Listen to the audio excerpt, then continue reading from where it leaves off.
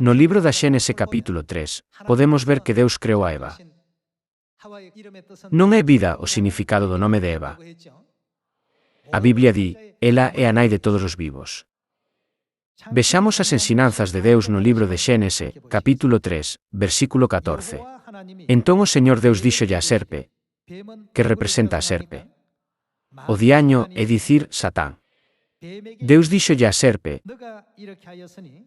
porque fixeches isto, maldita sexas entre os animais e as feras todas do monte. Andarás arrastrada e comerás po toda a túa vida. Que fará Deus? Poño hostilidade entre ti e a muller, entre a túa liñaxe e a dela. Ti tentarás de atanguerlle o calcañar, pero ela esmagarache a cabeza. Isto foi o que Deus dixo. Desde a creación do mundo, Satán e Eva, chamada a nai de todos os seres vivos, tiveron inimizade entre si. Non hai moita xente relixiosa en todo o mundo, como estudosos expertos bíblicos que estudan a Biblia.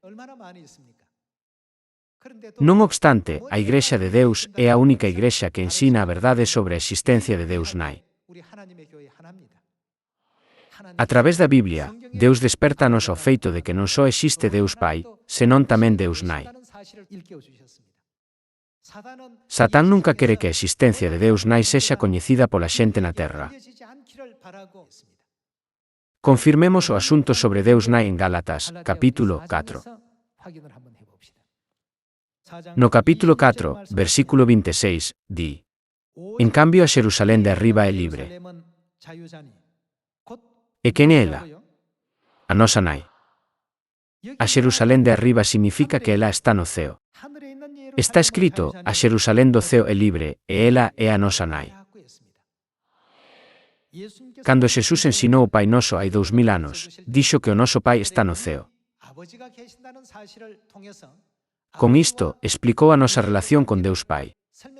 Non só existe Deus Pai, senón que tamén existe Deus Nai.